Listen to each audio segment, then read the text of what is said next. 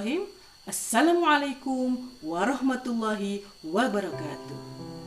Jumpa kembali dengan channel Endang Royanti. Ayah bunda, kali ini kita akan membahas bagaimana mendampingi anak kita di era digital. Era di mana perubahan berkembang sangat pesat sekali. Perubahan demi perubahan terjadi setiap saat. Kreativitas anak di era digital luar biasa.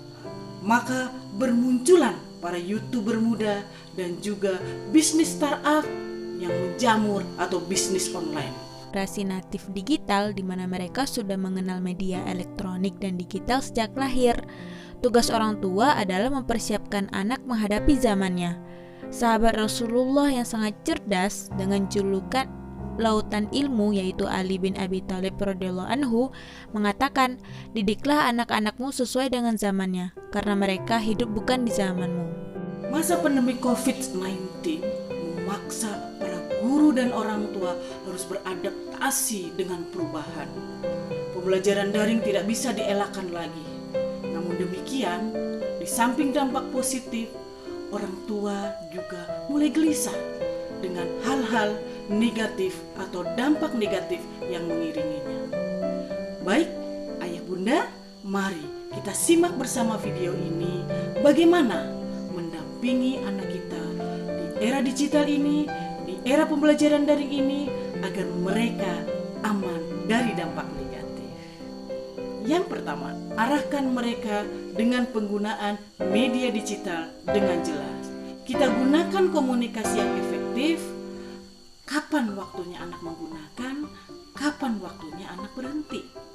Artinya kita sepakati kapan mulai, kapan berhenti. Karena ketika kita mendampingi mereka tanpa kesepakatan, dikhawatirkan anak selesai mengerjakan tugas-tugas sekolah, kemudian dia berselancar di dunia maya, terjebak mereka, dan akhirnya terpapar konten-konten porno atau game online. Kita tidak ingin hal itu terjadi. Untuk itu, arahan dari orang tua sangat penting, sangat diperlukan. Yang kedua, ajak anak melakukan aktivitas fisik.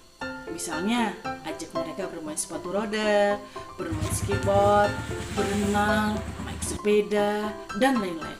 Anak akan senang sekali ketika orang tua memberikan waktunya untuk mengajak mereka bermain-main yang bersifat fisik. Mumpung mereka masih kecil, masih mau diajak main-main, karena sebentar lagi dia akan mengalami masa PR group, di mana mereka lebih nyaman dengan teman-temannya dan tidak mau lagi diajak kita untuk bermain. Untuk itu, mari kita sama-sama memanfaatkan momentum ini dengan baik. Yang ketiga, pinjamkan perangkat digital sesuai keperluan. Anak-anak belum punya rekomendasi untuk mempunyai perangkat digital sendiri. Ibarat kita mengemudikan mobil atau motor, anak-anak belum mempunyai SIM. Untuk itu kita mesti meminjamkan. Karena ketika pembelajaran daring itu tidak dielakkan, tidak bisa dielakkan, ya maka tugas kita memang harus mendampingi agar anak benar-benar menggunakan sesuai dengan keperluannya. Kita tidak menginginkan anak merengek-rengek kemudian meminta konten lain ketika memang pembelajarannya bukan konten tersebut. Walaupun kita tidak menutup bahwa memang ada waktunya untuk menonton konten-konten edukatif yang memang bermanfaat untuk anak.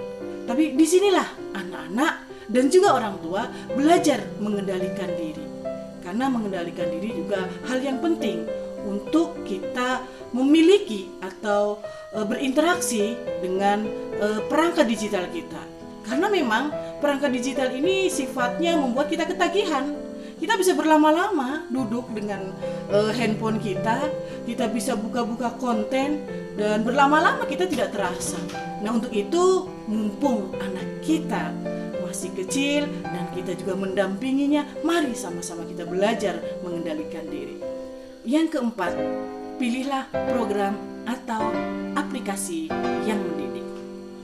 Sebagai orang tua, kita mesti mengidentifikasi dulu apa saja sih kira-kira program-program yang memang bisa mendidik atau mempunyai konten edukatif seperti web tentang pendidikan keluarga atau sahabat keluarga, rumah belajar, kemudian membaca cerita dengan less rate-nya dan lain-lain konten yang mendidik. Namun kita juga tetap harus waspada, jangan sampai anak kita malah ketagihan dengan dunia maya dan mereka kurang berinteraksi dengan dunia nyata. Hati-hati juga, karena ini juga akan menyeret anak kita menjadi orang yang egois dan dia bermasalah dengan dunia sosialnya. Jadi semuanya perlu pengendalian diri. Yang kelima, dampingi dan tingkatkan interaksi. Ketika kita menggunakan perangkat digital bersama anak kita dengan pengendalian yang sudah kita rencanakan, maka itu juga menjadi momentum kita dekat dengan anak-anak.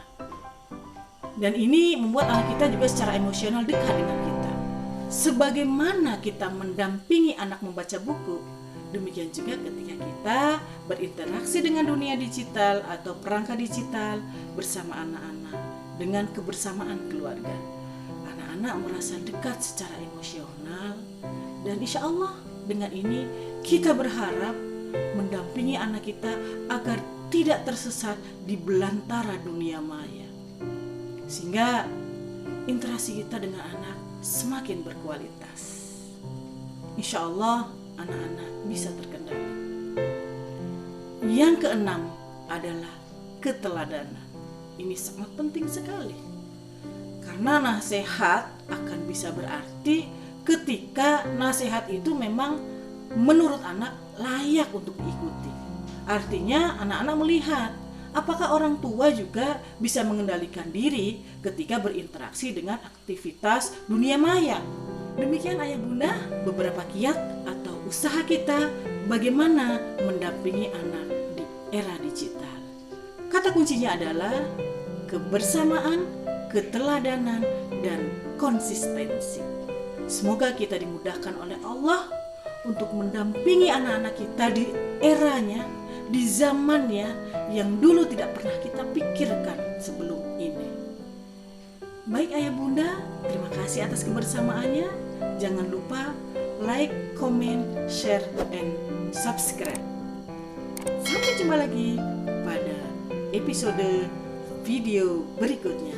Terima kasih. Assalamualaikum warahmatullahi wabarakatuh.